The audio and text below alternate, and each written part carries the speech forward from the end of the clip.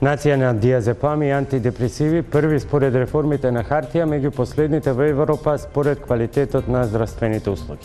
Од што боледува македонското здравство? Од недостаток или пак од многу експериментални и нестручни реформи, каде лекарската фела ја гледа анамнезата, диагнозата и рецептот за ефикасен здравствен систем. Со овие прашања почнуваме веднаш.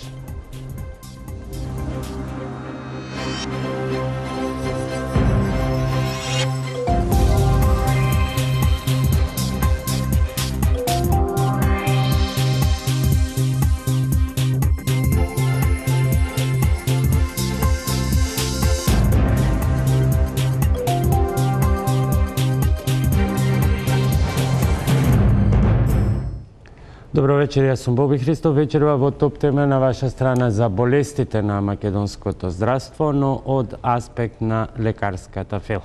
Мои вечерашни гости се доцент доктор Калина Гривчева-Старделова, председател на Лекарската комора. Добро вечер и добре дојдовте. Со оглед на првото гостување, честитки и за новата функција, ако може така да се нарече.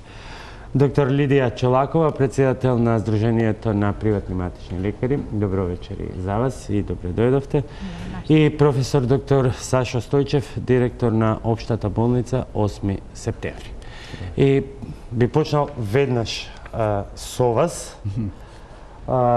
Актуелни во последниот период, затворени неколку оделенија, и понатаму недостатокот од медицински кадар сериозно го отежнува работењето на болницата, а во последниот месец, според бројните реакции кои што ги добивме на социјалните мрежи, сосема е блокиран и системот и практично не може да се добие мој термин во 8 септември никако. Што значи тоа? На кој дереđe е дојден здравствениот систем? Низ овој многу практичен и илустративен пример. Видите, вака, значи, ние не можам да кажам дека имаме недостаток на сите профили. Значи, најголем во моментот недостаток, и би рекол скоро единствен недостаток е на средномедицинскиот персонал. Ние имаме 218 доктори, за кои би рекол дека се и доволни во овој момент, немајќи доволен број на сестри, дека се и премногу. Недостатокот на сестринскиот персонал датира поодавна. Ние многу години наназад алармиравме и пред нешто повеќе од година дена добивме методологија која беше убиквитарна за цела држава како да се пресмета бројот на сестри поврзан со професијата на која оделение работат, дали е тоа интензивно лекување или не, според бројот на креветите и според бројот на докторите. И по таа методологија добиена од Министерството за здравство нам не недостасуваат во моментот, не сметајќи ги новите 29 доктори кои се примени пред повеќе месеци како кофинансирање на специјализација, што е можеби добра метода да се задржат, да не одат во странство, нас не недостасуваат 180 медицински сестри. Не сметајќи ги лаборантите, физиотерапевтите и другите што се на радиолошките технологии. Меѓутоа, професоре, тоа е сериозен проблем ако се има предвид местото и улогата на Општата болница 8 септември во таа нова хиерархија, во тој нов систем на кружно движење на пациентите, и специфично е што вечерва со интенција ве имаме тројца представници од сите од трите нивоа. И ако тука не функционира системот, тога се нормални дел од реакциите кои што доаѓаат од клиничкиот центар, дека преголем број пациенти завршуваат таму. Видите, значи, ние го направивме со болницата последните 5-6 години, што болницата никогаш не била така успешна. Но ние сакаме да бидеме уште поуспешни. Имаме доктори кои не можат да работат на амбуланта бидејќи нема сестри. Имаме хирурзи над 40 кои не можат да оперират бидејќи нема сестри инструментарки, бидејќи нема сестри анестетичари.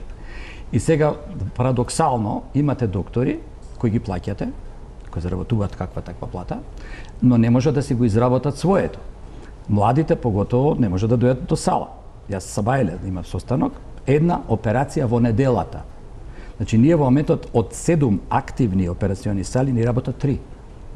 Не можеме повеќе да обезбедиме, сега битка биеме за летниот период, јули и август, дали ќе може да се одржи тоа 3, бидејќи мора да се искористат одморите. Сега веќе се актуелни ова годишните, иначе доскоро се користе и ланските. Така да доаѓаме до тоа да не можеме да им одобриме на сите да користат годишен одмор кога нив им треба. Најмногу им треба на крајот на втората половина на јуни да искористат поевтини аранжмани, нели, за одмор. И доаѓаме до таква ситуација да сме немокни, има добри позитивни вибрации. Последните неколку дена секојдневно се слушам со господинот Таврен Таравари, новиот министер, така да денеска поднесовме итно барање за 30 дозволи финансиски за договорни услуги за 30 на сестри и веќе се надевам конкретно на неделата ќе добиеме финансиската согласност за 60 сестри која ја имавме минатата година и конкурсот беше апсолутно не по наша вина неуспешен и ние бевме принудени да направиме рестрикција бидејќи се одат во пензија, одат во странство масовно и одат во приватните здравствени установи. И екзодусот и причините за зошто заменуваат во приватниот сектор ќе ги дискутираме вечерва поединечно. Доктор Старделова, што говори ова за еден здравствен за систем? Кога наеднаш системот ќе се најде во ситуација еден клучен сегмент да биде принуден да затвара оделенија поради недостаток на персонал. Во случај се работи за средно медицински сестри, меѓутоа слушнавме дека практично лекарите без нив се нефункционални. На клиника исто може да се види дека голем број од лекарите во втора смена функционираат без помошен медицински персонал и на крајот сето тоа пациентите го припишуваат на ваш грб и на ваша адреса, односно ние како пациенти сме незадоволни, бидејќи имаме свој термин, а вие лекарите сте исто така и незадоволни и изфрустрирани од тоа што не можете да ја пружите и услугата, а и од условите кои ги имате. Имате својот термин кој уствари е нефункционален и за вас и за нас и не е со оној квалитет со кој ние би сакале да биде, а и секако сите пациенти. Моje мислење е дека ова само говори дека не е направен еден долгорочен програм за нашето здравство и пред се програм во кој не се консултирани здравствените работници. Она што ние го мислевме уште 2012 кога го започнавме нашиот штрајк, тоа го мислиме и ден денес, дека ниту една реформа во здравство, а и како се потребни, не може да биде функционална без соработка со здравствените работници. Ние најдобро знаеме каде ни се маните, најдобро знаеме каде можеме да се подобриме и секако најдобро знаеме како тој здравствен систем може да функционира и мора да функционира. Ние секако сите сме имале можност да контактираме со наши колеги од иностранство и да видиме како тоа во други земји функционира. Тоа подразбира дека не мора да измислуваме нови системи, него само да бидеме доволно умни да искористиме туѓе знаење, што впрочем и го правиме учејќи историја, нели? Кој е првиот слободен термин кај доктор Старделова на мој термин? Не знам, не сум закажала. Имам врски таму. Одам без закажување. Не знам кој е навистина прв термин кај мене. Мислам дека малце имаше пореметување затоа што бев на одмори, па префрлавме пациенти. Друга ми е целта на прашањето. Целта е колку 15 минути кои што ги имам јас, еве како пациент и гледачите кои што не слушаат кај вас, се доволни и за анамнеза, и за диагноза, и за терапија, имајќи предвид целокупната бирократија што при тоа е наметната, за да можам да бидам квалитетно услужен, а при тоа да не се нервирам дека ако ми е закажано во 8:15 ќе бидам примен во 9, бидејќи сум бомбардиран со реклама дека мојот термин е мој термин. Вашиот термин е вашиот термин, да. Вашиот термин е недоволен ако се тоа само 15 минути. Доволен е веројатно само за оние пациенти кои се наши стални хронични пациенти и се во стабилна состојба, па е нашата средба со нив само она добар ден како сте, само продолжување на терапија затоа што немаат некои посебни потешкоти. За прв преглед е 15 минути комплетно недоволно, што впрочем и Светска здравствена организација го класифицира потреба за прв преглед и до 40 минути дека е за интернистички прв преглед, се разбира. Она што ние го забораваме, работејќи во таа субспецијалистичка, јас работам во субспецијалистичка амбуланта, е прегледот на пациентот.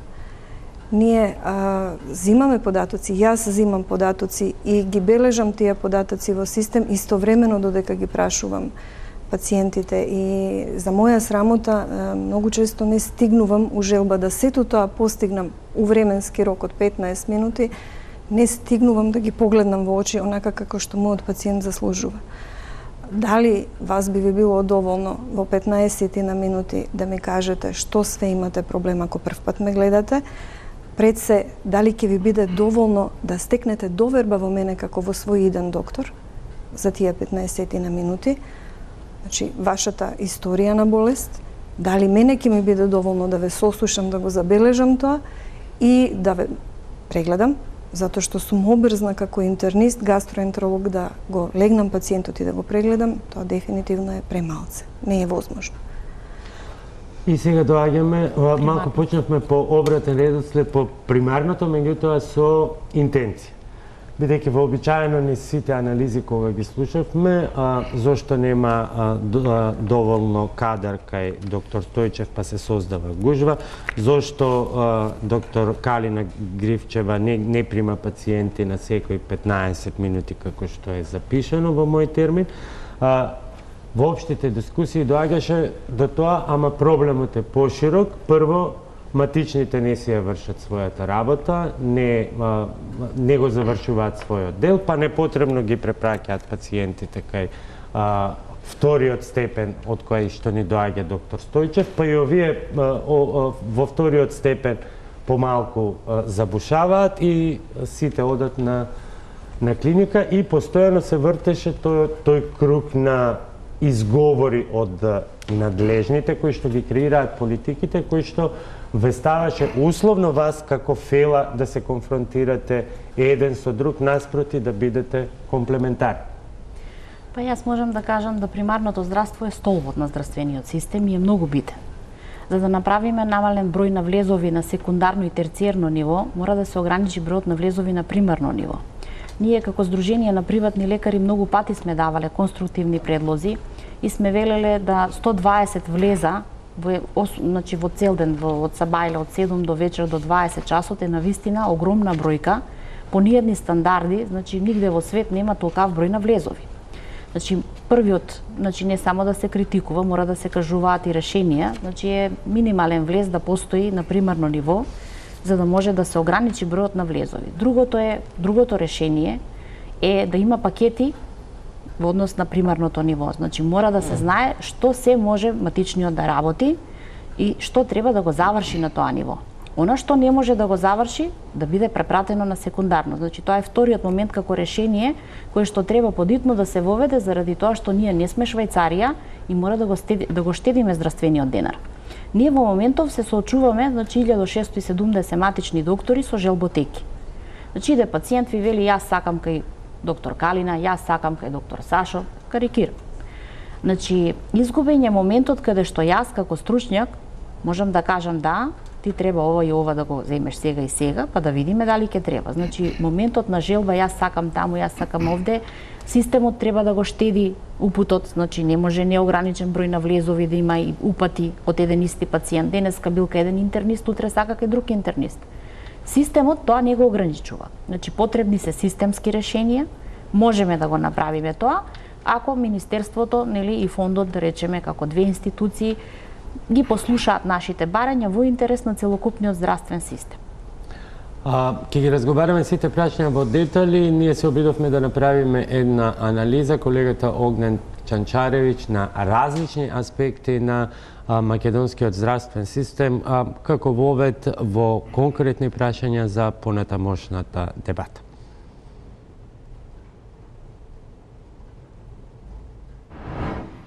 Сликата во Скопскиот клинички центар остана иста и покрај бројните реформи во здравството, кои ги најави или ги спроведе поранешниот министер Никола Тодоров. Хаос пред клиниките, гужва и турканици на шалтерите. Граѓаните со кои разговаравме се со поделени мислења. Чекањето за преглед или операција поради воведувањето на мој термин е еден од клучните проблеми кои тие го лоцираат.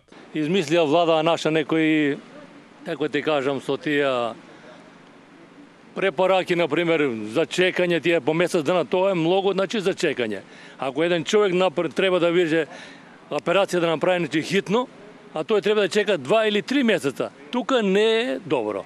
Во здравството треба да се смени услугата, например. Да не чекат многу по холови, по водници, луѓе треба хитни случаи да ги примат, да не термини, например, по 20 дена, 30 дена, а тој треба хитно да се лекува, а треба да чека. Додека чека, тој ќе го снема.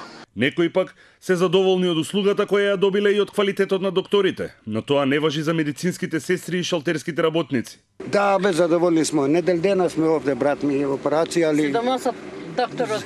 Докторот е халал нека му биде. 3-4 доктор, халал нека му биде. Специјалисти су били. Нема, у Немачка тој бил на посета, не су могли да прегледат што имат. Бил у преглед, ништо немаш. И овде аеродромот дојде, слагал доле, први помош го донел овде, не. И овде одма го снимили и одма операција. Иначе умирачка имаше 15 минути да умре. По активност на сестри, на шалтер, повеќе се чека. Доктори се супер.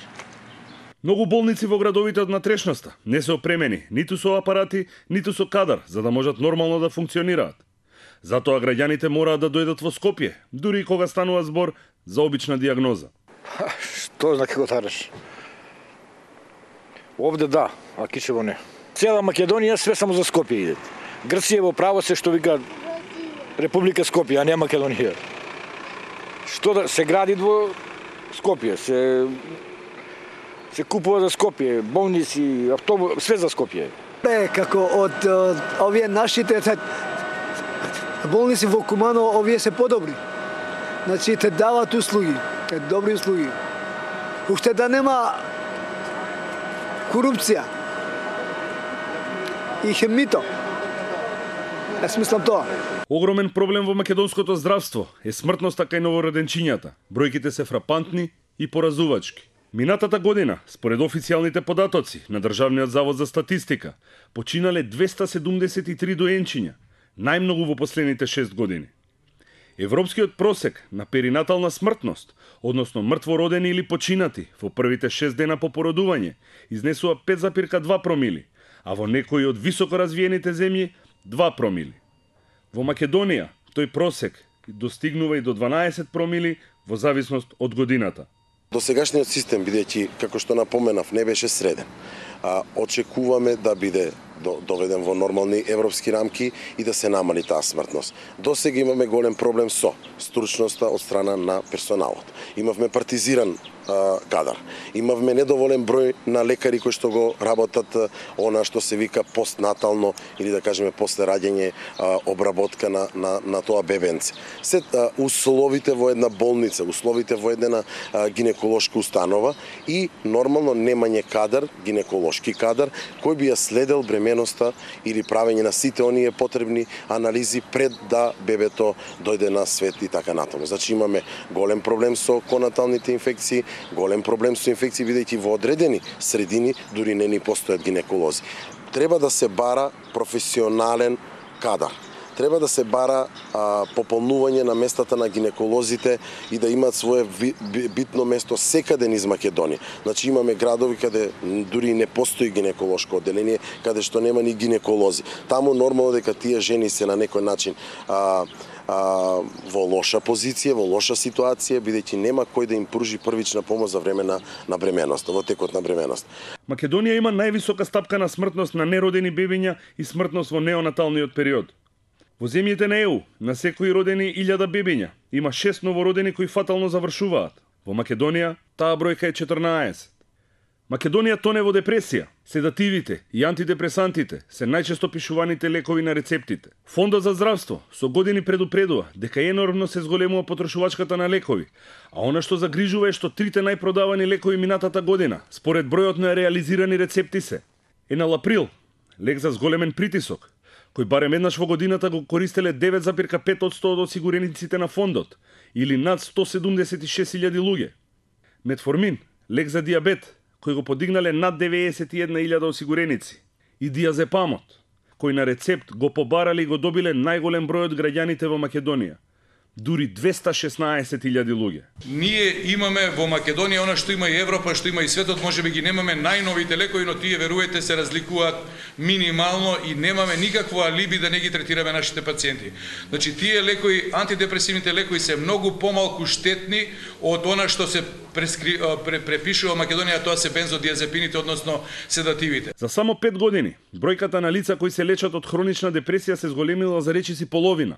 Од 2010 бројот на лекувани болни изнесува 585, од кои 196 мажи и 389 жени. А во 2015 година тој број изнесува 803, од кои 257 мажи и 546 жени. Меѓутоа, овие бројки не смеат да се земат како репрезентативни, бидејќи многу луѓе кои страдаат од оваа болест не се одлучуваат да побараат лекарска помош. Тоа беше анализата на колегата Огњан Чанчаревиќ, без претензии и тенденции да ги опфатиме сите аспекти, но сепак да ги покажеме оние најспецифичните. И ева би почнале од она што некако и го загатнавме. Мој термин. Различно доживуван кај пациентите, сосема различно кај лекарите. Од страна на здравствените власти досега еден од најфалените, бидејќи се преземал и во други региони. Според две различни анализи, македонскиот систем, токму вклучително и заради овој мој термин, различно се реагира. Според едното е на врвот, бидејќи се крати времето на прием.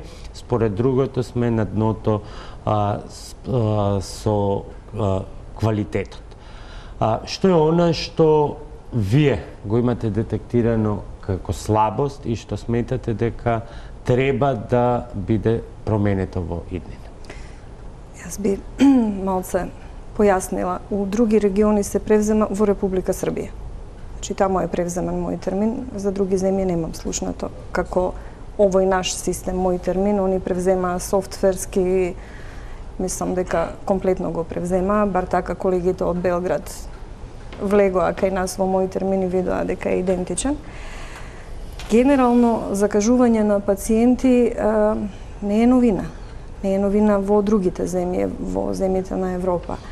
Она што беше новина беше кај нас.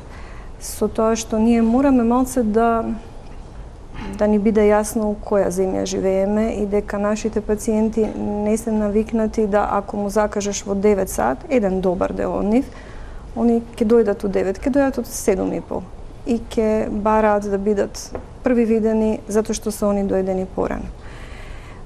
Сегде постои закажување и секаде она што е заборавено кај нас, постојат приоритетни диагнози и постојат диагнози кои можат да бидат закажани у одреден временски период, али се докторите тие што проценуваат колку време пациентот може да чека. За жал, кај нас тоа им е дозволено на пациентите. Не секоја диагноза бара да биде веднаш видена. Тоа исто така подразбира дека не секоја диагноза може да чека 2, 3, 6 месеци.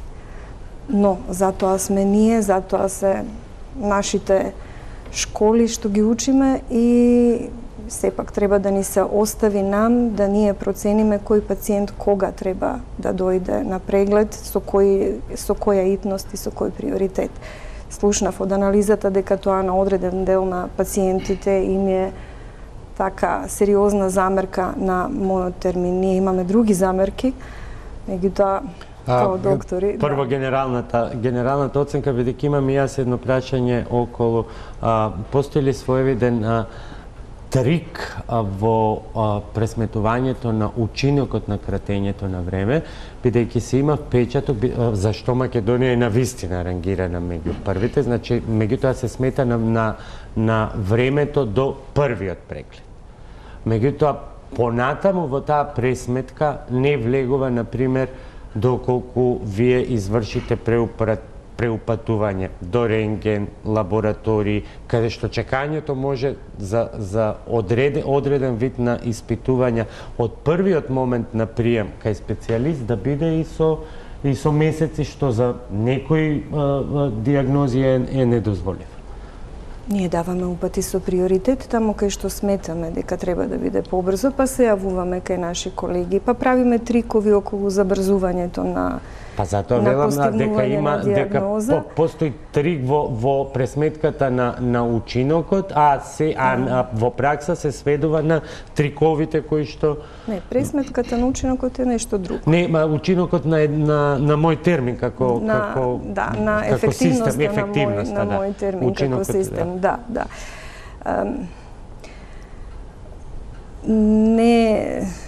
Не даде соодветни резултати. Мој термин, како што се направи обидот на почеток да се прикаже дека да, тоа е сега нешто што ќе го реши нашиот здравствен систем магично и сите ќе бидат среќни и задоволни. Не сме среќни ни ние, не сме среќни ни пациентите, особено не оние кои изгубиле предолго чекајќи да дојдат од едно на друго место. Меѓутоа, јас пак ќе повторам, немање на долгорочна стратегија и немање на консултација со докторите околу тој систем. Доктор Стојчев, кои се недостатоците од аспект на здравствениот систем и од аспект на пациентите? Пака, јас првично би рекол дека во мој термин постојат одредени позитивни елементи да се постави некаков ред, но првично поради неконсултирање на фелата се направени кардинални грешки. Првично, поставувањето на приоритетен упут е многу тешко објасниво на пациентите што значи приоритетен упат. Значи, мислам дека идејата е овој приоритетен упут да го снема, може да има итен. Ние имајќи ургентен центар кај нас не е просечно имаме од 100 до 120 пациенти кои доаѓаат или страна брза помош донесени или сами сметајќи дека се итни. Слободно можам да кажам дека од нив се 20 до 30% итни, а другите доаѓаат да се прегледаат вонредно, бидејќи не можат да закажат во мој термин, што е исто така слабост.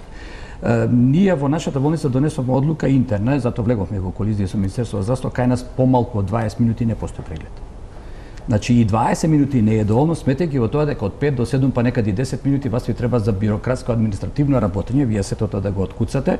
Не сме сите со иста вештина, нели, да куцаме брзо или така, никој не куца од нас, ние требаше да почнеме да учиме слепо да куцаме, нели? За да можеме да бидеме брзи.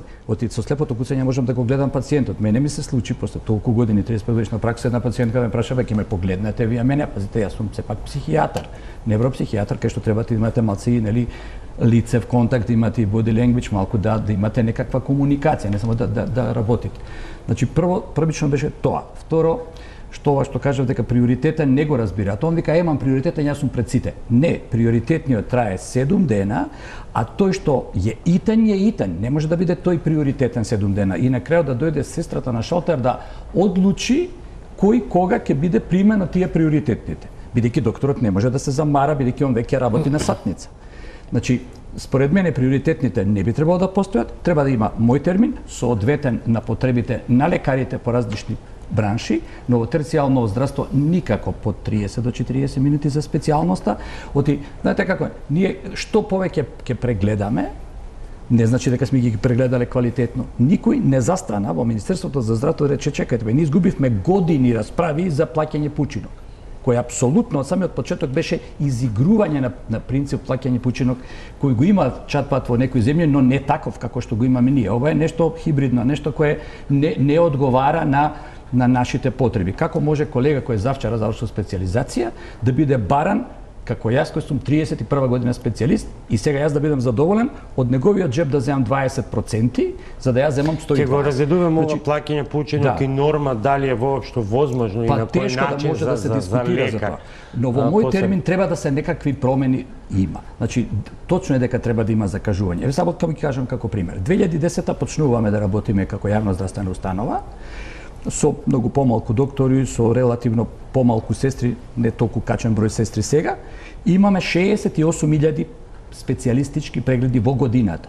Минатата година 234.500 прегледи, фактор 4. 4 пати зголемен бројот на прегледите. Значи, со самата измена 2012 мора се да пројде преку секундарно да стигне до терцијално во ред, но 4 пати да имате зголеме, значи или сме ние болна нација, што мислам дека има делумна точност, видовме колку се троши диазепам, значи секој 10 пио диазепам, барем еднаш во годината. А друго, направивме, според мене, една грешка да направивме сите консултанти кои доаѓаа во нашата установа зборуваа за децентрализација на здравствениот систем. Ние направивме централизација, еден од гледачите кажа, се е во Скопје, се инвестира во Скопје.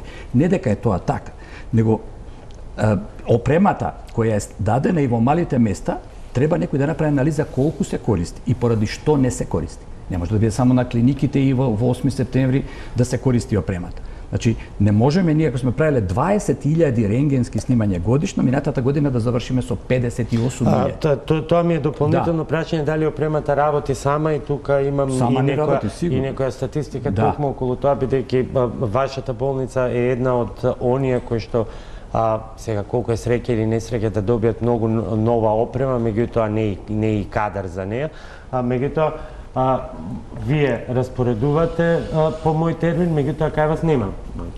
Значи проблем тоа е недостаток на системот или па гледате, значи сметам дека треба да се закажува за се. Значи секој треба да си го планира своето време, поготово за здравје кога се работи. Значи ако секој може да закаже кај фризерка, да закаже кај некој друг, нели, дел од нашето друштвено живење, сметам дека кај доктор треба да се закажува. Мој термин, како мој термин, сметам дека беше добро и оној момент кој што беше добар да луѓето од натрешноста можат да си закажат термин за патофиза, да си закажат нели кај гастролог, кај офталмолог некој врвен. Но системот, повторно ќе кажам, значи ова електронско здравство треба да има огромни можности во кои што би се штедел денарот и рационално би се користел. Значи, што сакам да кажам? Тој систем треба да знае. Значи, спрема пациентот колку работи, колку допринесува во тој систем, треба да знае, значи, во однос на плаќањето, колку пати, колку може да троши. Ме разбирате? Значи, соодветно во однос кој колку заработува, колку двои за здравствениот денар, не може неограничено да се користат здравствени услуги. Не може неограничено здравствениот систем да се троши. Значи, не може еден пациент да бара во текот на годината, не знам колку пати да отиде на интернист, на офталмолог. Значи, тука е тој момент. И другиот момент, специјалистите мора да си го закажуваат контролниот преглед. Значи, многу од матичните даваат енормен број на упати до секундарно и до терциерно заради тоа што немаме закажување, заради тоа што мора специјалистот да си закаже кога тој пациент треба да дојде на контрола. Ме разбирате? Нема термини како да закажем и тогаш огромниот број на матични доктори се приморани да даваат некакви приоритети. Другиот проблем е режимот на пропишување на лекови. Значи, јас кога почнав 92 година да работам, ние можевме се да препишуваме. Со текот на времето се оформи режим на пропишување на лекови и точно се знае примарното ниво, значи матичните доктори во Република Македонија, кои лекови можат да ги препишат, кои можат секундарно здравство, кои можат терциерно здравство. Бидејќи имаме моменти каде што ни треба мислење за конзилиарно, за комисија да го пуштиме пациентот, за боледување некако, за да може одреден лек, еве да речеме, ако треба да препишеме некој пациент ако има високо ниво на масноти, а нема диабет, нема други заболувања, ние имаме потреба да го пратиме до интернист, значи не дека не знаеме што да му дадеме, не дека не сме стручни. Значи мора да претрпат режимот на пропишување на лекови, мора да претрпи некои промени, ова околу закажувањето на контролните прегледи треба системски да се реши со тоа електронско здравство кое што велиме дека ние нас барем императив, нели, да биде баш електронско, да ја тргнеме хартијата, да може докторот да биде доктор, да не го троши време на хартија. Така да имаме многу идеи, имаме многу нешта и предлози кои би можеле да му ги дадеме на новиот министер, заедно со лекарската комора. Сметаме, барем ние сме непоправливи оптимисти, дека ние можеме да си направиме овдека една европска Македонија, само треба добро да се слушаме и да се почитуваме. За сите конкретни предлози, анамнезата и диагнозата од лекарите за здравството по кратка пауза за реклама.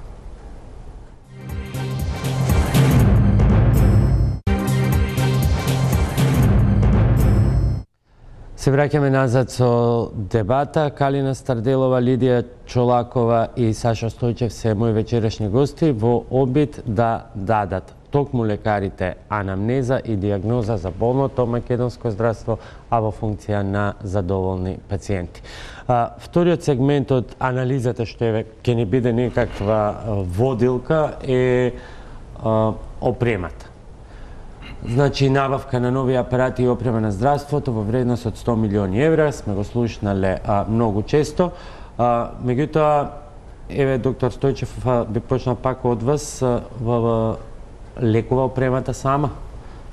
Бидејќи имаме многу опрема по низна трешноста која не функционира, а еве, например, вие добивте зголемен број на компјутерски резонанци, на компјутерски томографи, магнетна резонанца, оди како подмачкано снимањето, но просекот на чекање според некои пресметки на резултатите е од 10 па дури до 25 работни дена, што покажува дека апаратот не работи сам. Јас само можам да кажам за кај нас дека не смее да се чека повеќе од 7 дена за процедури, бидејќи навистина имаме опрема која првите 30 дена целата опрема е ставена во употреба. Кога имавме сознание каква опрема ќе добиеме, ние праќавме одредени специјалисти за усовршување за таа опрема, надевајќи се дека ќе останеме, како што ни кажа името, градска општа болница. Но по нашите анализи над 40% од нашите пациенти болнички амбулантски не се од Скопје.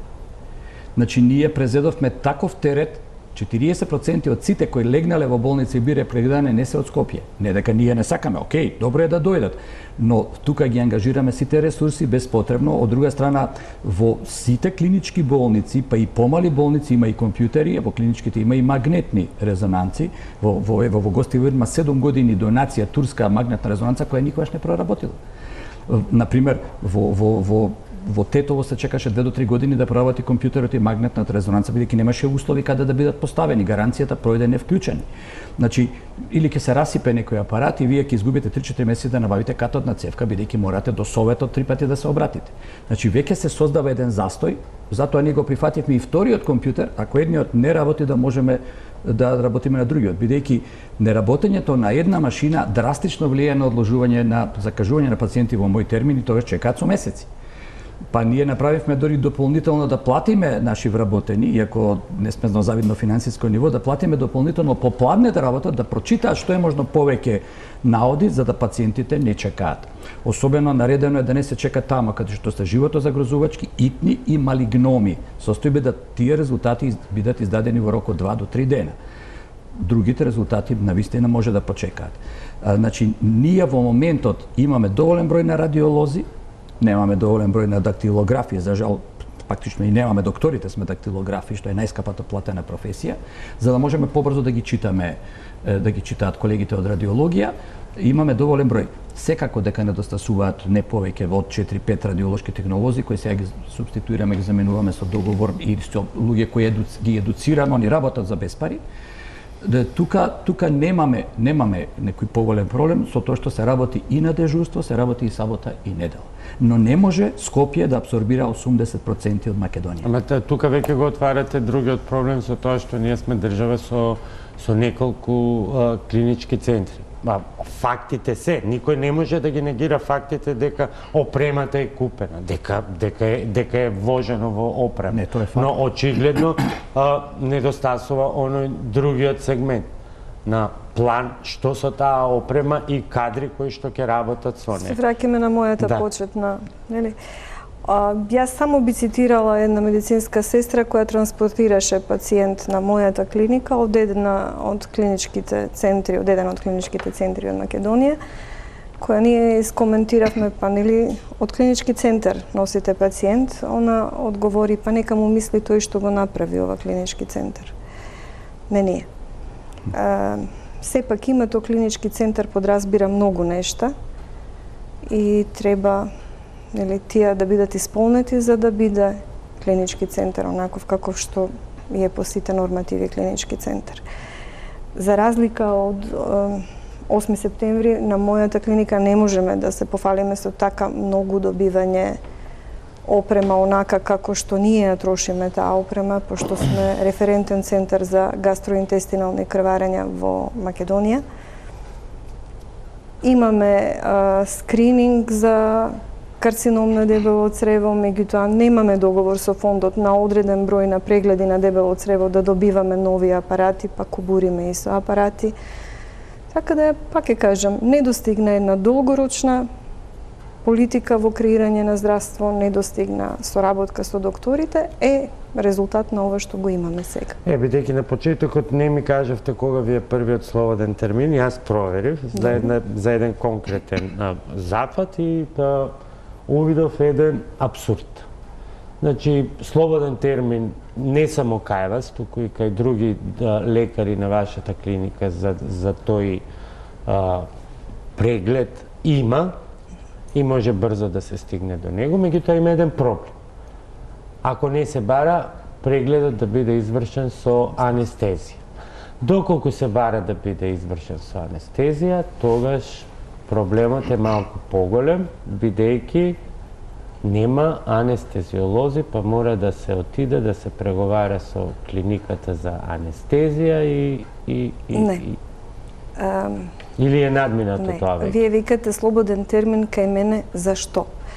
Јас водам субспецијалистичка амбуланта секој вторник, каде што прегледувам пациенти, анамнеза, статус и ги упатувам на испитување и ги прегледувам испитувањата. Тоа е една од моите работи на клиниката, а втора работа е во ендоскопска сала. Понеделник и петок во ендоскопска сала. Ние имаме договор со клиниката за анестезија да секој вторник и четврток доаѓаат колегите од анестезиолози и ги седираат нашите пациенти. Ама тоа се само вторник и четврток. Објективно, сите мои колеги што ги направиле тие испитувања ги правеле без анестезија. И јас се спремам без анестезија да го направам. Значи, се до размислувањето на пациентот. Секој има право да посака да не се сеќава на прегледот, да прегледот не го боли. Али имаме една состојба каде што фалат анестезиолози. Како можат тие од клиниката за анестезиологија да ни дадат на услуга секој ден анестезиолог да доаѓа или да ние оправдаме вработување на анестезиолог на клиниката за гастроентерохепатологија. Кога ќе се ставите на страна на пациентот, пациентот си го бара својот. Пациентот има право на безболен преглед.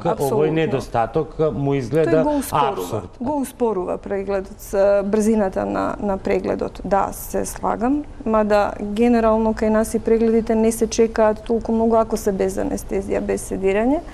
И апсолутно, тамо кај што ние ќе процениме дека постои итност, пациентите не чекаат толку, затоа што ние инсистираме кај колегите од анестезија да пациентот биде прегледан.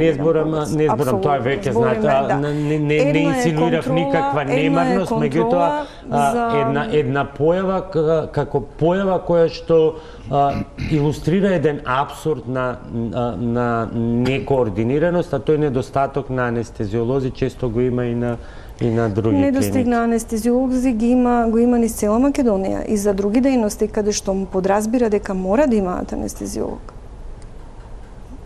Вие имате болници кои што функционира хируршките сали, гинеколошките оделенија со 2 анестезиолога. И тоа е уште посериозен проблем. А она што е кај нас, ние баравме да имаме вработен анестезиолог, меѓутоа системот не препознава такво нешто на гастроклиника. Проблемот е што ние сме засебни клиники, 32 посебни единици, каде што едни со други се додаваме хартии и упути и Господ напомош на нашите пациенти кои ќе тргнат патот да стигнат до некоја клиника од овде до онде и доаѓаат обично љути, нервозни, уморни. Затоа ги акцентираме вие апсурди и еве доктор Стојчев реагираше големе проблемот. Па знаете зашто е мојата реакција? Ние сме во моментот без лажна скромност најорганизирана установа, затоа што без да се навреди колешката, клиничкиот центар е тотално дезорганизиран, а дезорганизиран е затоа што не постои клинички центар. Постојат 32 клиники, огромна администрација, меѓусебно фактурирање, барање, молби. Кај мене проблемот за анестезиолог може да биде ако го нема. Ја не треба никого да молам. Се јавувам, петок ќе работите. Од септември, бидејќи имаме 26 доктори на анестезија, од кои се повеќе од половина специјалисти, значи ние тој проблем го решаваме во текот на времето. И исто и така, и кај нас се чека за колоноскопија, бидејќи има пациенти потполно со право, тоа се плаќа нешто малку символично, многу малку се плаќа, тоа треба да се плаќа за финансиите, ако има време ќе зборуваме. Значи, ние тоа го решаваме, но проблемот е целосен во цела држава. Зошто да се чека на клиниката за гастроентерохепатологија и во наша градска болница, значи 8 септември, за колоноскопија и гастроскопија, кога ако земете, професорката знае повеќе каде ги има тие, па ние сега вршиме, например, обука, праќаме луѓе во здравствен дом Скопје, пак во Скопје, значи наместо да се работи тоа, да се работи рутински во Битола, да се работи во Штип, во Тетово, кај што се барем клиничките, така наречени болници кои се клинички, кои се 2 степеници над нас. А ние работиме многу повеќе и се повеќе се приближуваме до клиниките, бидејќи имаме преку 25 души кои се завршени доктори науки или се на докторски студии. Тоа е нашата локална политика и многу полесно ние се разбираме. Зборот ми беше, ако постоеше клинички центар, немаше да биде ваков. Само ќе му се јавите на директорот на клинички центар, ќе ќе видите. Имаме наплив на пациенти кои се мотивирани за колоноскопија со анестезија. Нас ни треба 5 дена, 4 дена, 3 дена во неделата. Нас не ни е доволно ова. Во рамките на нивните можности тој со шефот, раководителот на анестезија и со раководителот на гастроентерохепатологија ќе го реши проблемот. Ние имаме сега толку баластна администрација, 32 директора, 32, можеби нема 25-6 двојни директори. Чекайте сега, проблемот е во системот или проблемот е што нема нова зграда, па сега со оваа новата што требаше да се гради пред 5 години, а не е завршена и сега ќе се ревидира договорот, ќе се воспоставеше тој систем на кружење на пациентите во еден објект. Ние порано имавме исто многу згради, имавме еден клинички центар. До менаџирањето е, значи многу е битно да се менаџира добро. Знаете, во изминативе години, да речеме, јас сум една од првите 10 во Република Македонија приватни, кој што немам ни еден ден работено во јавно здравство. Значи, до сега сме поминале голем број на министри, значи кои што нели се секогаш партиски поставени од одредени нели партии независно. Национална стратегија никогаш се немало. Значи, огромниот број на матични доктори е произлезен точно заради тоа што огромен број од 92 година, значи на години, немаше специализации. Едноставно не се дава и така се направи овој зјап огромен сега, заради тоа што ние како здружение одиме по сите градови и таму може да сретнете во Источна Македонија да ви каже колешка, ако некој скрши рака, дури другиот ден да може да го види рентгенолог. Значи, недостига микробиолози, недостигаат рентгенолози.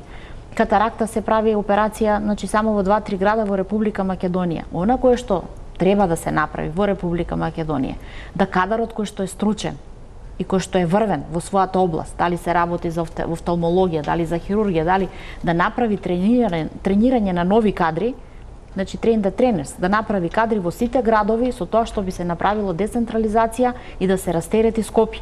Сега ние најдобро ни функционира во Република Македонија транспортниот дел.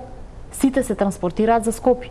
Нема оператива, значи во Велес се оперира хернија и нешто жолчка ситно, во еден период кога во Велес се оперирало, освен глава не се отварал. Значи сметам дека она кој што треба новиот министер да го направи, да го искористи кадарот од болниците кои што се приватни или да одиме во едно ново здравство кое што е чекор напред, приватно јавно партнерство, каде што би се искористил кадарот од приватните болници, би се искористил кадарот од клиниките и да направиме едно поквалитетно здравство, да има среќни доктори, среќни пациенти. Пред многу години во Грција имав еден пријател кој што беше рентгенолог и он работеше 2 дена во својот кабинет, 2 дена во јавно здравство и 2 дена за социјала. Еден ден имаше слободен. Значи, ние треба да видиме што е добро од другите здравствени системи, да го купиме тоа и да го донесеме тука. Ние не можеме да оставиме, имате сега 123 гинеколози кои што се приватни и имаат приватни ординации, а не оперираат, а имаме недостиг на гинеколози во сите болници. Исцрпени се гинеколозите во јавните здравствени институции, нема кој да ги смени, не можат на одмор да отидат луѓето. Значи, кубурот со кадар цела Македонија. А имате 123 кои што не оперираат, а се дипломирани специјалисти по гинекологија и акушерство. Така да сметам дека навистина треба да се прават сериозни резови во здравството, за да направиме задоволни пациенти, да не патуваат сите за Скопје, да не бидат скопските доктори преоптеретени и да можат медицина да работат. Медицина со наука. Уште еден интересен податок. Број на реализирани рецепти во 2016 година бил 22.274.288 и слушнавме дека од тоа околу 216.000 рецепти се само за диазепам. Извештајот на Фондот за здравство во конотацијата во кој што е даден овој податок е во контекст на гордост, дека за 2,5 милиарди одвоени средства се реализирани 22 милиони рецепти.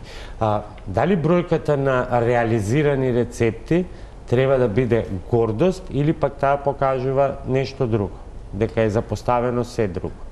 Превентивата и заштитата. Ја тука би кажала како примарно здравство, заради тоа што ние го работиме делот за превентива, имаме договори со фондот и оно кој што можам да кажам да фондот е една од институциите кои што навистина доживеа вистинска преобразба во изминативе години, значи примаат за разговори, за состаноци, милион работилници сме направили, имаат направено позитивни нешта во однос на електронското здравство, електронски фактури, електронско пријавување на пациенти и тоа се добри нешта.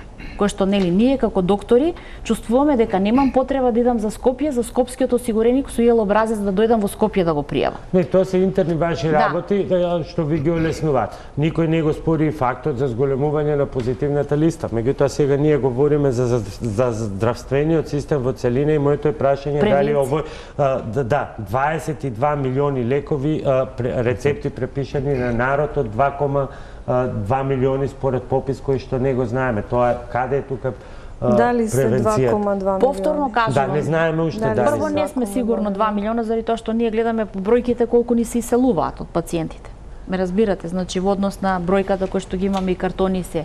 Превенција се работи, ние навистина ги повикуваме, им правиме превентивни прегледи, но повторно ќе кажам, оваа огромна бројка на диазепами се должи и на желбата да пациентот кој ќе дое пиши ми 3 кутичиња, пиши ми 2 кутичиња, пиши ми и за комшијата, ме разбирате. Се злоупотребува здравствениот систем. Заради тоа што секогаш се уште има пациенти кои што немаат здравствено осигурување. Може да дојде некој да ви побара, па пиши ми сабајле пијам лексилиум, вечер пијам диазепам. Значи повторно ќе кажам, ние мора да кажеме на бројката на жители, на буџетот кој што го има фондот, како држава што за овие 55 денари по матичен пациент кој што ги добива. Значи мора точно да кажеме колку може да добие пациентот бесплатно со она кој што го плаќа во однос на здравствениот денар кој што го двои секој од својот џеп, кој што работи и колку може да троши. Само со рационално и со домаќинско работење ние можеме да кажеме да, ова можам да ви го дадам, ова ви следува за тие пари, ова другото ќе си го купите. Имаме една пресметка, вели 2513 евра месечно, чини една ординација на семеен лекар со медицински тим кој што опфаќа една медицинска сестра. И сега тоа семеен лекар подразбира дека кога некој би дошол кај својот семеен лекар, очекува да добие прием на ниво, услуга на ниво и барем некаков базичен сет на услуги и прегледи. Колку што знам, освен над 1000 ЕКГ апарати, во вашите установи нема инвестиции од страна на државата, се е оставено на вас? Не, значи во 2007 или 2008 година се случи фондот да купи ЕКГ-ња, значи имаше таква некоја акција, тогаш беше Тренковски директор, памтам.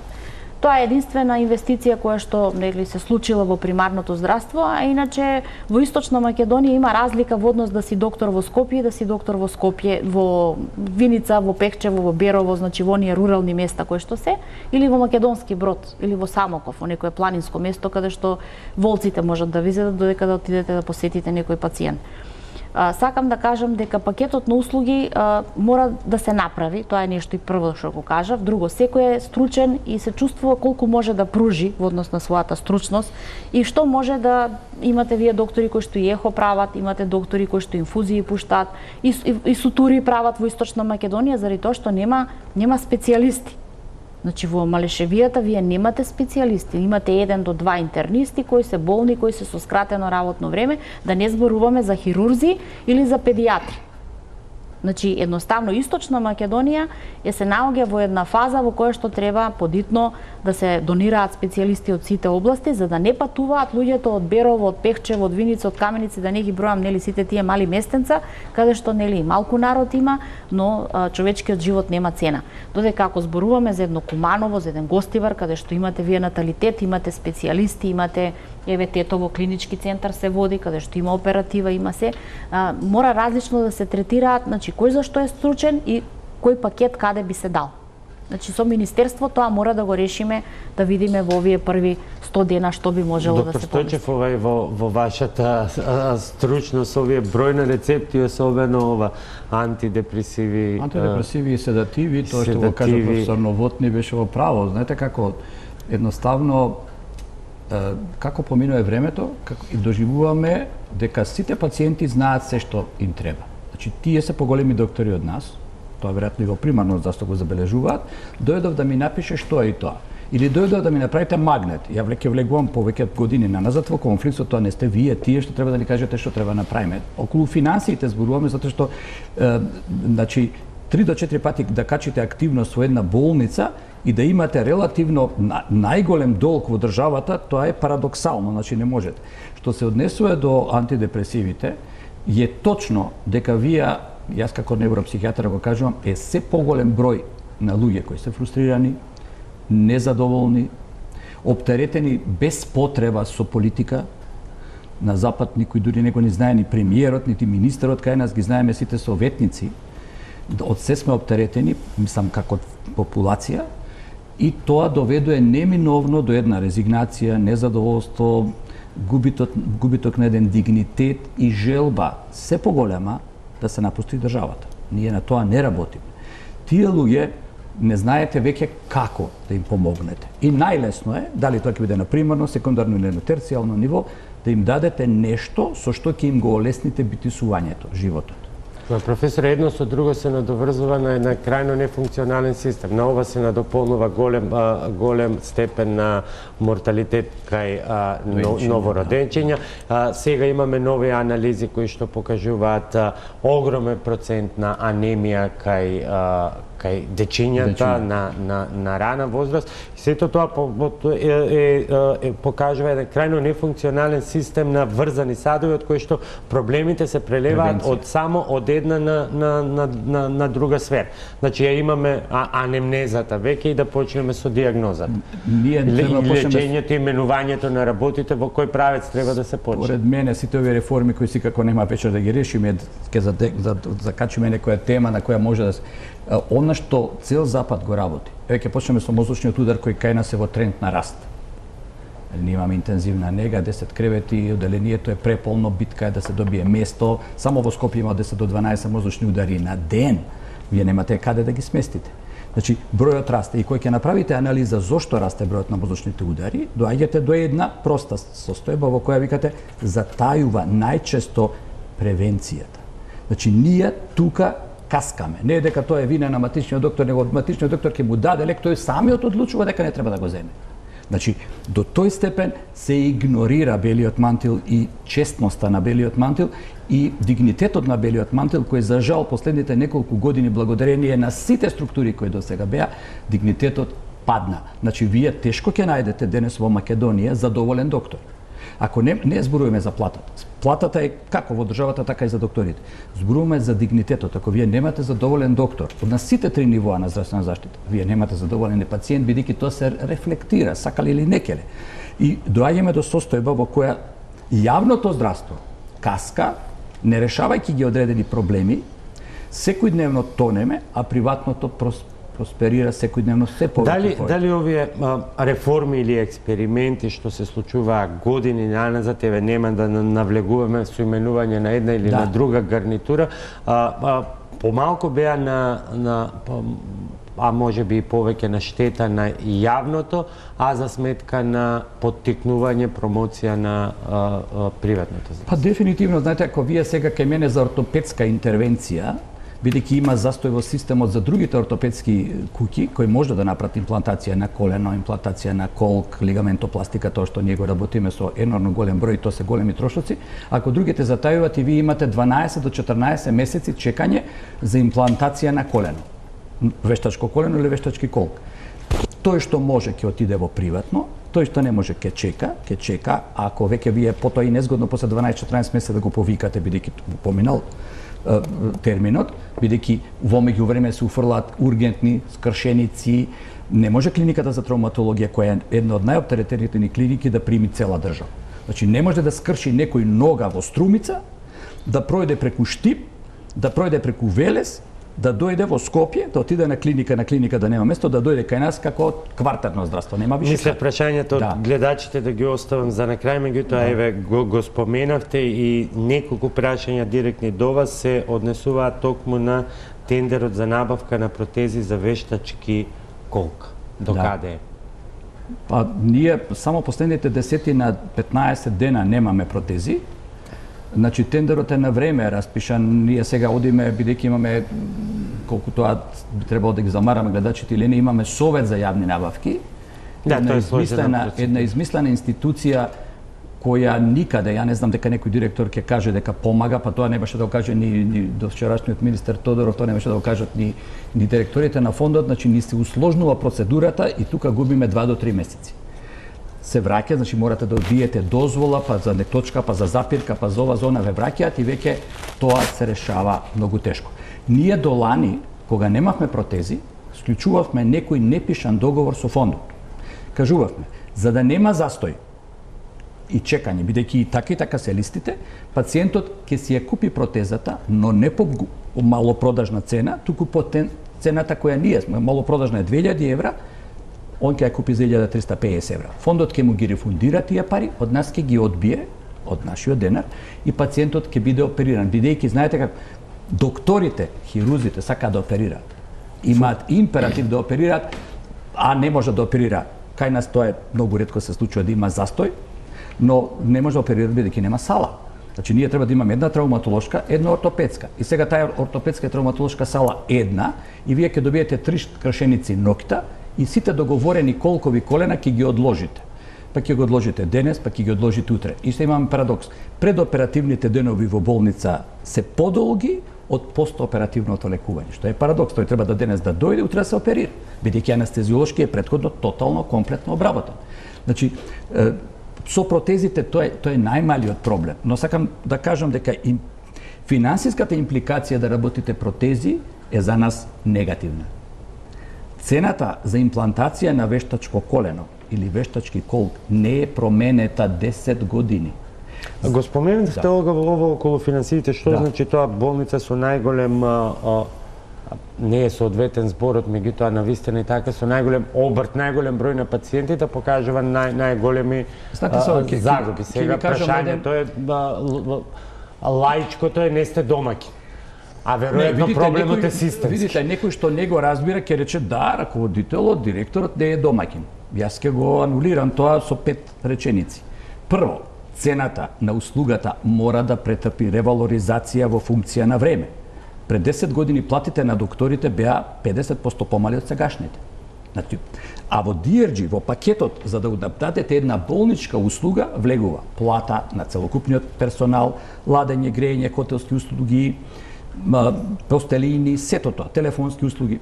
Значи, кога ќе особерете сето тоа, нашите простечни трошоци за имплантација на колк е 2500 до 2700 евра, а ние добиваме 2000, односно оправдуваме 2000 кон фондот. И сега вие свесно одите и подобрите директори од мене веројатно донеле ваква одлука. Нема да набавиме протези, никој не прашува зошто клиниката за ортопедија нема протези, која е клиника терцијално здравство. Клиниката што вградува во 3 години, ние како секундарна болница вградуваме во 1 година. Каде е проблемот? Директорот е тамо поуспешен, не прави трошоци. Зошто да прави трошоци кога е свесен дека со секоја таква голема, мега ортопедска операција губи?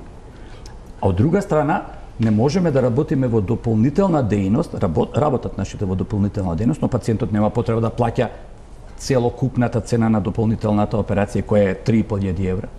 Ние бараме и се надевам дека со новата администрација ќе се најде модус кој ќе го оптерети малку фондот.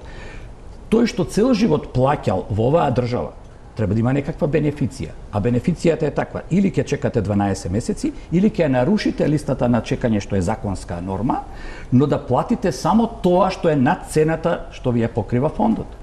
Не може некој што доаѓа од Косово, кој нема денар дадено во македонското здравство, да има операција на замена на колено или колк за истата цена која ја плаќа нашиот, кој 40 или 30 години плаќа здравствен денар. Значи, тука мора да се најде. Не е само тоа, значи во повеќе интервенции кои се пружаат, ние свесно работиме со загуба. И еден од директорите, не сакам да го именувам, една од трите клинички болници, вика, ја почнав да го враќам долгот. Извини, викам, колега, како ти почна да го враќаш долгот?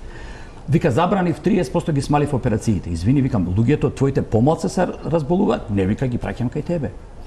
Значи, измислил топла вода, супер. Значи, тоа никој не го гледа. И секоја година ние кубуриме со тоа дека буџетот е неверојатно мал, толку е денарот, партиципацијата од страна на пациентот е минорна, 60 денара, 100 денара, 150 денара.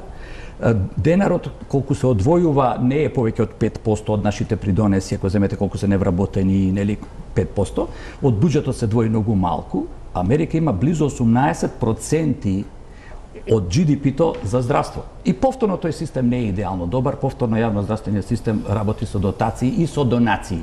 Ние немаме од кого да бараме донации. Од кого да барате донации? Од фирмите кои што се исцедени на И кои си отидоа од државата. Скоро сите оригинатори, фармацевски оригинатори ја напуштија државата, нивните представништва отидоа заради овака паралелен увоз организиран, така да ние имаме и тука проблем. Доктор Сарделова, излеговте со, би рекол, амбициозна намера и план да дадете и своји конкретни предлози од каде и што треба да се реши. Нормално е дека вие сите вечерва говорите и намерно и така фокусирана и дебатава за апсурди, нелогичности, недостатоци, кога е во прашање здравството, во прашање се и парите. Но од што треба да се почне за системско решавање на проблемот, за конечно да имаме задоволни пациенти кои што сите одвојуваат за тој здравствен систем. Не сите. Не одвојуваат сите, одвојува еден дел за здравствениот систем, а другите се, колку што ја знам, сите идат на бесплатно лекување. Бар така беше доскоро, ако не е нешто сменето. Добро, сега имаме уште една најава за целосно бесплатно болничко лекување, што тоа е сосема во ред, ако се успее, ако државата со своји финансиски пресметки успее. Мислам дека новава влада има одредени финансиски пресметки дека тоа може да биде издржано. Она што мора да се знае дека добро, квалитетно јавно здравство не може да биде доходовно. Ако сака државата да има добри клинички центри, мора да улага во нив и да не очекува да бидат доходовни, осим во смисла да тука излезат добри научни трудови, да тука доаѓаат пациенти од странство да се лекуваат и да тие клинички болници бидат прочуени, да кажеме, во регионот и понатака со својата работа. Тоа е доходовноста. Иначе, ако сакаме да имаме квалитетно јавно здравство, мора да се улага во него. Со обука, со апаратура, со подигнување на ниво на организација у смисла и на свесноста на пациентите, информации на пациентите, а она што секако е мое мислење дека треба да се почне од почеток, од законите. Ние имаме една група на лоши закони. Не може еден закон да биде донесен преку ноќ со формални јавни дебати, кои ниту една од сугестиите или многу мал број од сугестиите од здравствените работници да бидат прифатени и да тој ист закон, самото тоа што се менува на секои 3 месеци, кажува колку е лош. Ние имаме потреба, оваа влада има потреба да направи нов закон за здравствена заштита, врз основ на кој ќе се надгради законот за докторска дејност, па ќе се надгради законот за фармацевска дејност, и сите тие делови од сложувалка врз основ на кој ќе функционира нашиот здравствен систем. Тука секако спаѓа и законот за образование на доктори и специализации и субспециализации. Апсолутно, без таква организација, без такви добри закони немаме ништо. Сега доаѓаме до еден интересен закон, а тоа е законот за докторска дејност, и бидејќи оваа емисија е поставена намерно од функција на лекарската фела да ги илустрираме проблемите во здравството, оние кои што секој ден тропаат на вашите врати, веројатно ќе кажат: докториве се аздисани. Сега им се нуди предлог закон за кој што наеднаш им се покачуваат платите за 4 пати, односно најмалку 4 просечни плати, некаде до 100.000 денари, и повторно ставот на лекарската комора. Законот е во 3 збора, ајде да го интерпретирам, не целосен, во 2, не целосен и треба да се доработи. Погрешно го интерпретирате ставот на лекарската комора. Лекарската комора излезе со став ненамерно провокативно го интерпретирам така, со акцент на зборот аздисани. Ево ги тука се двата закона, по број на страници идентични и по содржина. Двата предлог закона, она што лекарската комора излезе со свој став, дека предлог законот за докторска дејност е подготвуван. Јас бев дел од таа екипа во лекарска комора која 2 години упорно и внимателно се обидуваше да направи некаков предлог закон. Тој предлог закон треба да претрпи одредени измени и заради тоа ние инсистиравме да не биде на брзина изгласан на собрание на лекарска комора, затоа што ево колешката Лили ќе се сложи со мене, има одредени недостатоци што треба да се дополнат за да тој закон биде функционален, како што треба. А пред се, за да можеме да предложиме еден закон за докторска дејност, мораме да имаме сериозен закон за здравствена заштита. Еден со друг мора да се надоврзуваат. Јас во нашето соопштение велев дека тој закон, нашиот предлог закон, има одредени делови кои што треба да добијат измени. Значи, нашиот предлог закон не е целосен. Предлог закон што е пласиран од страна на пратеничката група на ВМРО ДПМН, овака ќе го опишам, а вие сте новинар, па ќе ги споредите, ќе ги видите тоа, нели, под делот на истражувачко новинарство. Јас за тоа ги испечатив двата закони. Кога подготвуваме докторска дисертација, имаме обврска да таа докторска дисертација ја пратиме во Министерство за образование и таму да проверат дали е таа плагијат. Да кажеме дека предлог законов на пратеничката група на ВМРО ДПМН би паднал на таков тест. Мали се разликите помеѓу двата закона. Во предлог законот, во нивното обавестување кој го пратија... Значи, првата е, вие не сакате директно да кажете, би паднал на тој тест, јас ќе го поедноставам, значи е плагијат. Е плагијат. А второто е, ако е плагијат и ако имале увид во него, зошто досега не е донесен? Бидејќи, впрочем, ако се сеќавам, голем дел од тие барања, особено кои што ги паметат и гледачите, бидејќи секогаш се памети она што се пари плати и тие работи, тоа беше уште 2012 кога излеговте да штрекувате. 2012 со свој барања да се зголемат платите. Она што е разликата помеѓу двата закона, предлог законот на наш, кој го дадовме на лекарска комора, и овој што е пласиран, е во ситници кои многу значат. Тргната е од графата за телемедицина, што сметаме дека е како важен дел од здравствената заштита. Тргнат е делот во кој ние велиме дека треба да се ограничи рекламирањето на здравствените услуги и болниците секаде во свет. Препораката е таа што не рекламира. Без препорака еден на друг, ние ќе кажеме да, колегата е за таа област најдобар, тоа е она што функционира, не табли на кои ќе пишуваат која болница најдобра, што лечи и како лекува. И она што е многу битно за моите колеги е тргнат е делот во кој ние предлагаме за дополнителна дејност. Тие се разликите кои се минорни во однос на сите 68 члена кои ние ги баравме од закон во нашиот предлог закон, а инсистиравме да се доработи, особено е битно кај платите за младите доктори, оно што и јас зборев со нашиот сегашен министер, убав е даден предлогот да платите бидат покачени и на младите доктори. Тие што се во матичните амбуланти вработени да биде поврзан со фактор 3 во однос на просечната плата во Република Македонија. Меѓутоа, колешката знае добро колку матичните амбуланти можат да издржат да платат толку многу доктори.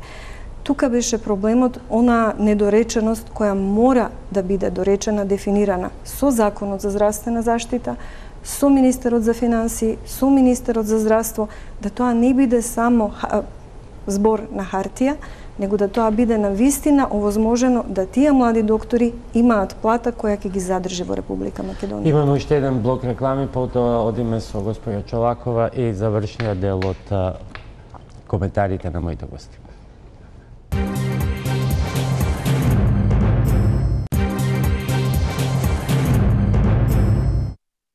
Лекарската фила критична кон системот, но само критична и кон себе. А каков е ставот на пациентите? Невообичаено голем интерес за нашиот вечерешен видеоблог на социјалните мрежи.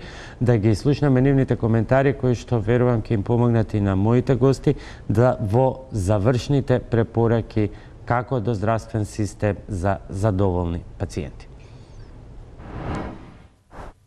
Сите го реформираат, а никако да се подобри. Македонското здравство е одамна на интензивна нега. Кој е најголемиот проблем за здравството, што најмногу ви пречи кога одите на лекар? Ова се прашањата кои Топ Тема на ваша страна ги постави на социјалните мрежи и да видиме какви ставови добивме. На Зоран Јовановски најмногу му пречи функционалното ниво во здравството на кој е организиран здравствениот систем. Ми пречи и фактот што дури државното здравство досега за многумина не беше достапно. Мислам дека државата, која и суставот се декларира како социјална, не смеше во минатото да си го дозволи. Тоа е ставот на Јовановски. За Кази Мајдаровски проблемот е хигиената, стручноста, но и подмитувањето.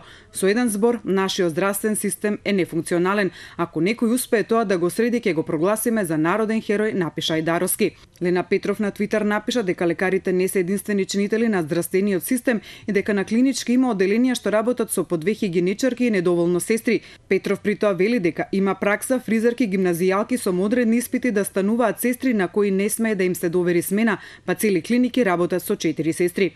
Твитерџијата Матикуле пак проблемот го лоцира во третманот како битна бројка, но и во недоволните ресурси во здравството, било човечки или реагенси. За Татјана проблемот е во мој термин, во матичен лекар, а средномедицинскиот персонал не е доволно платен и ценет, додека твитерџијата In the Middle ја постави диагнозата. Под 1, лекарите имаат ниски плати, под 2, лекарите ја избрале професијата само поради статусен символ. Лукреција Борџа пак смета дека нема основна хигиена, стари објекти, стари апарати, недоволно ресурси, сестри богови, доктори незаинтересирани, фондот нефункционален. Маја Апостолова се осврна и на хуманиот аспект на македонското здравство. Редица на 20 души, доктор пие кафе, примање мито за да те третираат како човек, некултурни сестри што мислат дека болницата е нивна. Според Сафет Зекири, најголем проблем пак во здравството се ниските плати, а му пречи тоа што треба да се чека многу ред и тоа што пациентите ги шетаат од едно до друго место. Решението тој го гледа во владината програма. Имаше и други ставови како може да се реши проблемот со здравствениот систем. Да зависи платата на докторот од задоволството, квалитетот и бројот на услужни пациенти е решението на проблемот за твитерџијата Мистер Thank you. Но добивме и малку поинакви одговори. Да се објасни како лекар со 500 евра плата може да има куга од 200.000 евра, напиша Илирдика. Здравствениот систем несомнено ги засега сите.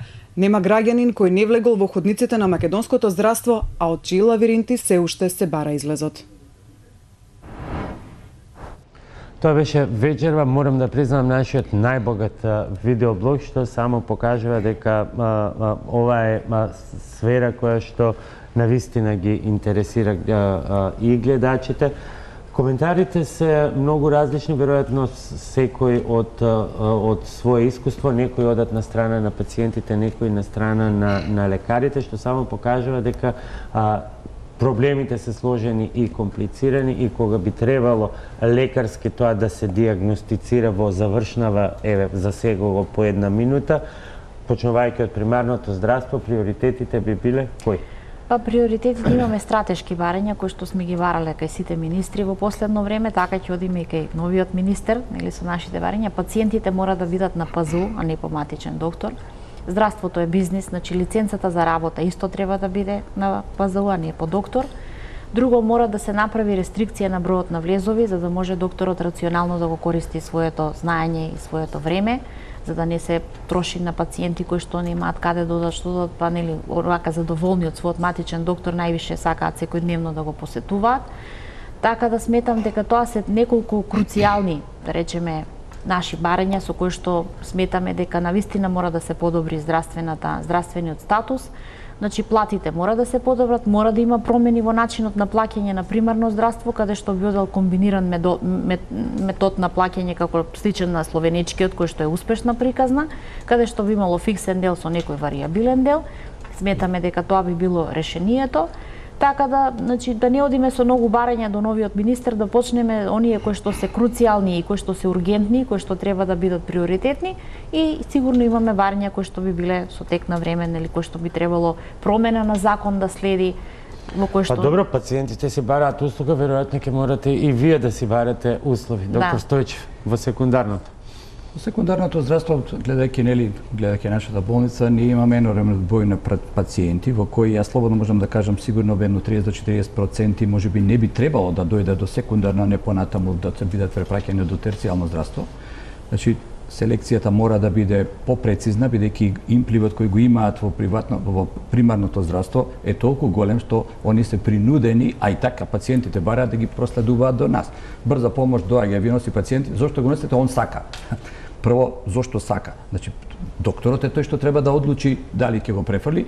И имаме безпотребен, многу голем број на испитувања. Ние правихме една анализа, например во компјутерската томографија, споредени со другите релативно сме добри, имаме над 55% позитивен наод, значи 45% клинички, можеби не би морало сите да бидат пратени, кај магнетната резонанца е поголем процентот на позитивен наод, а тоа се скапи процедури. Скапите процедури не се ревалоризирани и доаѓа дека сите установи што работат повеќе имаат поголеми долгови. Тоа е за менаџерот големо оптеретување и она што е факт, ако споредите плата на доктори колку ги имаме малку кај нас општа пракса има 24.000 денара. Сестрите кои работат деноноќно имаат 18-19.000 денара. И повеќето што одат, а веруете секоја година по 5-6 души одат доктори и сестри во странство, првиот мотив е платата, а некојаш првиот мотив е изгубениот дигнитет на белиот мантил.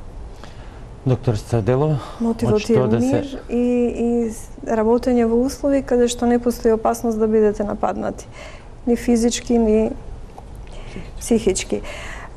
Она што од терцијарно здравство можам да кажем е секако прво, пред се законите мора да се променат, мора да се подобри мој термин, ако веќе функционира, рековме дека не е да се сите делови од мој термин лоши, и секако проектот плаќање по укчинок се покажа комплетно нефункционален, недобар и сметаме дека тој треба да се укине. Мој термин да го зголемени, ние направивме еден пресек околу побарувањата за подобрување на мој термин. Оно што во терцијарно здравство фали време за тие пациенти да бидат соодветно добро, квалитетно прегледани. Оно што е целта на нашата работа да се подобри квалитетот, затоа што во изминатиот период кога се воведуваат тие проекти, нигде не се спомна квалитетот на нашата услуга. Секаде се спомнуваше бројка. Број на пациенти, пари. Број на пациенти да се зголеми, нели, платата да се земе од еден колега да се даде на друг. Мислам дека тоа апсолутно е неиздрживо повеќе. Ние мораме да бараме квалитет во нашите услуги и им го должиме тоа на нашите пациенти. Ви благодарам многу за вечерашно гостување во Топ тема на ваша страна. Почитувани, тоа беше се за вечерва. Утре во редовното дебатно издание е со вас Оливера Трајковска. Останете со Телевизија.